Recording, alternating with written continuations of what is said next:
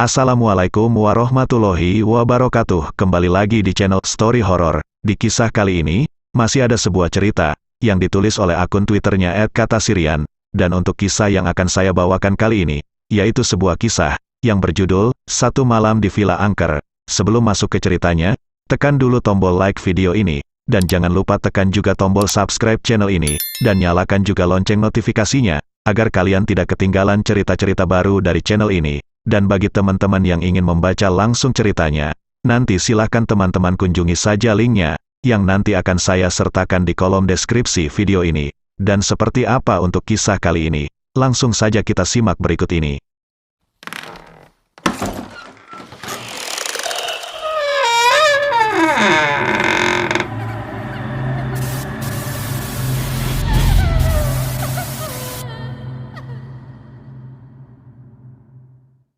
Perkenalkan, nama saya Roni, mohon maaf, untuk nama sudah disamarkan. Cerita ini terjadi pada tahun 2018 silam, di sebuah villa di kota B. Pada saat itu, saya dan keenam teman saya memang sengaja menyewa villa, untuk merayakan sebuah ulang tahun. Sabtu sore yang damai, angin sepoi-sepoi mengiringi perjalanan kami. Dion, sebut saja begitu. Dia adalah orang paling berisik di antara yang lain. Yang ultah nyanyi dulu dong. Aku lelaki tak mungkin menerimamu bila ternyata kau mendua, itu bukan pilihan. Persis seperti orang mabuk yang kehilangan kesadaran. Beda dengan Aziz, dia adalah si paling pendiam, hanya cengengesan di pojok, seraya menyantap snack yang dibeli dari minimarket sebelum kami berangkat tadi. Keberagaman, mungkin begitulah yang hadir di persahabatan kami. Sementara itu, yang ulang tahun hari ini adalah Sofyan, dia anak orang tajir. Jangan salah, bapaknya adalah pemilik sebuah restoran yang lumayan terkenal di Jakarta. Saya tidak bisa sebutkan di sini, kuharap kalian mengerti. Hari ini ia merayakan ulang tahunnya yang ke-23 tahun, sudah lumayan tua. Iya, kalian bisa nebakkan sekarang umur saya berapa. Dan, dua orang lagi, mereka bernama Tina dan Dewi, dua orang wanita pelengkap dalam persahabatan kami. Mereka orangnya asik, apalagi Tina. Kadang, kalau kami berbincang, ia sering menjadi penghidup suasana. Tak lama kemudian, kami pun sampai di villa tersebut. Tak ada yang aneh di sana, villanya lumayan bagus, ada 2 lantai, dan juga kolam renang di belakang villa tersebut. Oh iya, pada saat itu, kami sampai di lokasi villa tersebut pada pukul 3:30 sore, masih cukup terang, dan belum cukup dingin. Mang, gimana, deal kan? Ucap Sofyan, kepada penjaga villa tersebut. Si Mamang hanya manggut-manggut, seraya memberikan kunci. Tak ada yang aneh, bahkan ketika kami berlima masuk ke dalam villa tersebut. Ternyata dalamnya cukup besar, dan tertata rapi, mungkin memang dirawat dan sering dibersihkan oleh si Mamang penjaga villa tersebut. Ada 3 kamar di villa tersebut, 1 kamar di ruangan bawah, dan 2 kamar di ruangan atas. Kami memilih mengosongkan ruangan bawah dan berkumpul di ruangan atas villa tersebut. Gimana nih, bos? Acara pertamanya apa? Ucap saya kepada Sofyan. Apa ya? Sofyan nampak seperti berpikir. Gimana kalau kita renang dulu? Aso itu, ujar Dion. Lo aja sendiri. Ucap Dewi. Berdua aja atuh hayu. Dion memasang muka menyebalkan pada Dewi. Barbekuan aja yang simpel, saran Aziz. Tumben, kini ia menguasai perbincangan. Nah, boleh juga tuh. Seru Sofyan, mengiyakan. Singkat cerita, kami pun berkumpul di halaman belakang villa tersebut. Dion dan Aziz tengah duduk di tepi kolam dengan sebatang rokok dan secangkir kopi milik mereka. Sementara itu, saya, Tina, Dewi dan Sofyan tengah berbincang di sebuah gazebo yang berada di pinggir kolam. Lain kali, kalau lo ulang tahun, jalan-jalan ke Jepang dong, bos. Ucap saya, itu ditujukan pada Sofyan. Lo tuh, bentar lagi ulang tahun. Gaskan ke Jepang. Seru Dewi. Nah iya, bulan depan kan. Ujar Sofyan. Sial, kini saya yang justru diserang oleh mereka. Tak terasa, hari pun sudah semakin petang, menghadiahkan temaram yang perlahan datang menuju permukaan. Udara pun berubah menjadi semakin dingin, memaksa Aziz mengenakan 2 lapis sweater pada saat itu. Seraka amat lo Ziz pakai 2 sweater. Kata saya. Hahaha, Tina tertawa. Dingin gue, ujar Aziz. Saat malam tiba, penjaga villa tersebut datang menemui kami berenam.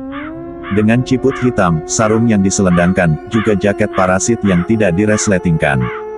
Dia tidak terlalu tua, umurnya saya tebak kira-kira masih 40-an, dia sangat sopan dan juga baik terhadap kami. Kalau butuh sesuatu, telepon saya saja ya, dan tapi, telepon biasa. "Da saya mah nggak punya wahehe," ujar si Mamang tersebut. "Oh iya, satu lagi. Kalau malam-malam jangan main di kolam ya, dan Mamang mah takut bisi ada yang kejebur. Da lumayan dalam ini teh kolamnya," sambung si Mamang. "Siap Mang. Pokoknya beres deh," ucap Dion.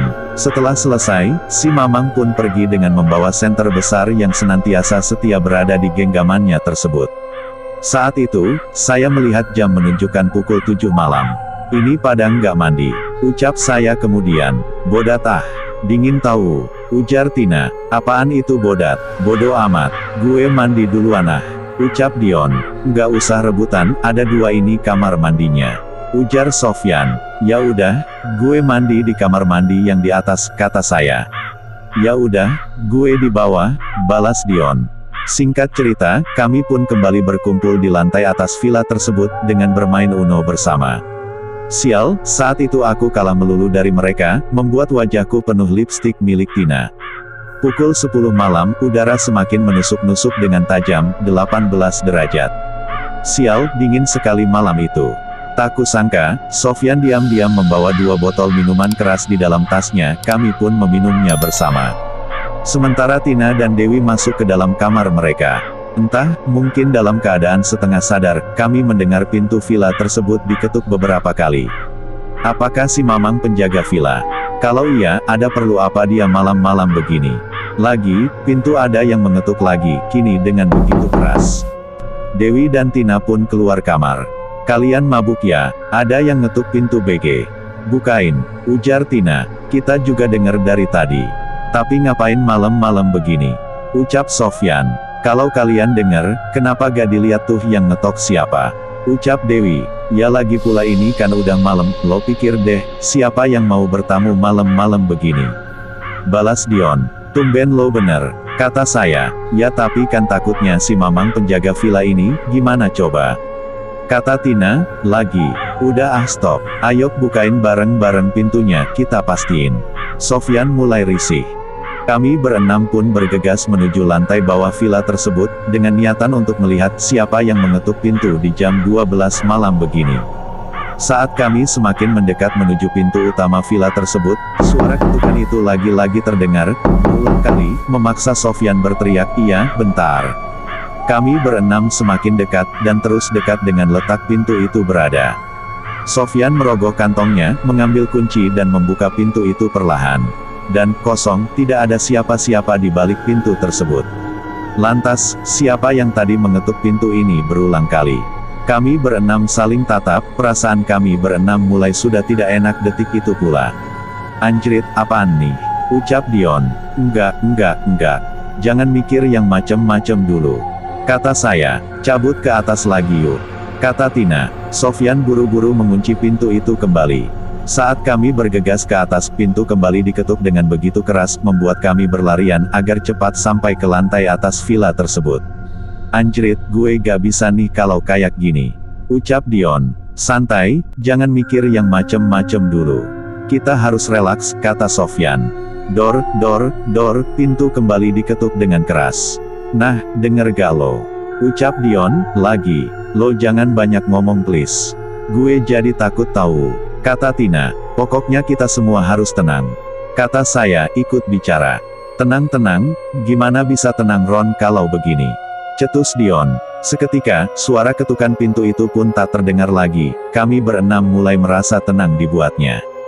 Tapi, ketika perasaan kami baru saja mulai bisa tenang, tiba-tiba terdengar suara gaduh di balik kamar mandi, seperti banyak suara orang mengobrol, padahal, pada saat itu, kami hanya berenam, tapi, suara itu jelas sekali, seperti situasi keadaan pasar yang ramai. Kami dibuat kembali terdiam. Dion menatap mata saya. "Dengarkan lo," ucapnya, pelan sekali. Saya menelan ludah. Semuanya hanya bisa terdiam, hingga tiba-tiba, terdengar dengan begitu jelas suara gelas pecah. Dewi menjerit, seraya menutup kedua telinganya. Gue mau pulang. Katanya, berulang kali. Tak ada yang berani beranjak dari tempat tersebut, kita hanya saling menatap satu sama lain, tanpa suara, dengan perasaan yang sudah merasa dilema. Cek yuk, barangkali itu cuma kucing, ucap Aziz seketika. Lo gila ya? Kucing masuk lewat mana? Tadi kan lo lihat, Sofyan kunci lagi pintunya. Balas Dion, kesal. Gue cuma nggak mau mikir yang macem-macem. Lagian kan kalau kita mikir jernih, itu bisa bikin kita sedikit tenang, kata Aziz lagi. Lo ngerti gak sih? Pintu digedor tanpa ada siapa-siapa, suara orang ngobrol, terus sekarang gelas pecah, sedangkan kita masih di sini. Di saat Dion dan Aziz tengah berdebat, kembali terdengar suara ketukan. Tapi, kini bukan dari arah pintu, melainkan jendela yang ada di hadapan kita berenam. Mereka langsung terdiam, sementara, Dewi semakin ketakutan. Mama, Dewi mau pulang, katanya, dengan menangis. Ini adalah situasi yang paling mendebarkan, ketika kami semua mendengar suara tawa cekikikan dari balik jendela tersebut. Pulang yuk, pulang yuk. Kini, Dion tidak bisa menyembunyikan rasa takutnya. Jam berapa ini gila? Balas Sofyan. Udah, kita tinggalin aja tempat ini. Bodoh amat, gue mau pulang, Yan. Kini, Tina ikut bersuara. Semua bergegas merapikan barang bawaan masing-masing. Saat baru saja kami berenam melangkah dari tangga menuju lantai 1, kami lagi-lagi dikejutkan oleh sesuatu. Suara gelas pecah itu lagi, terdengar begitu jelas, bahkan, suara gelas pecah itu, kini bertambah banyak.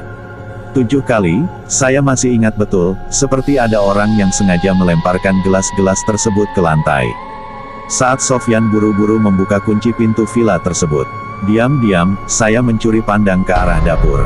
Saya tidak melihat ada serpihan gelas pecah di lantai, namun, saya melihat sesuatu yang sulit untuk diutarakan.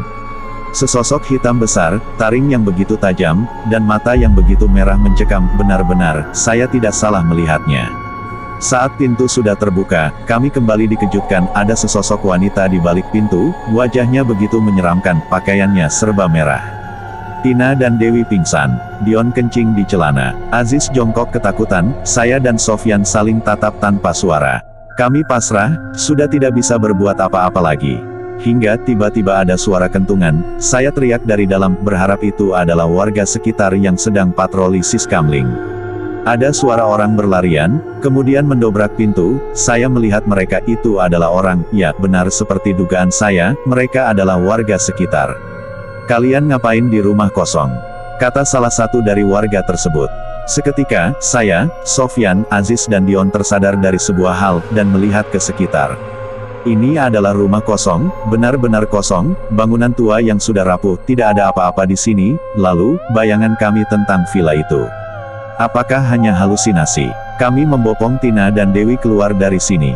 Dari luar, bangunan itu nampak jelas, bangunan tua yang sepertinya sudah ditinggal sejak lama, saya masih belum bisa mencerna semua hal yang sudah saya lewati barusan, bahkan, Sofyan dan yang lainnya hanya bisa terdiam tanpa kata. Tak lama, azan subuh pun berkumandang, saya membangunkan Tina dan Dewi. Lo lihat ke arah sana. Tadi, kita itu bukan di villa.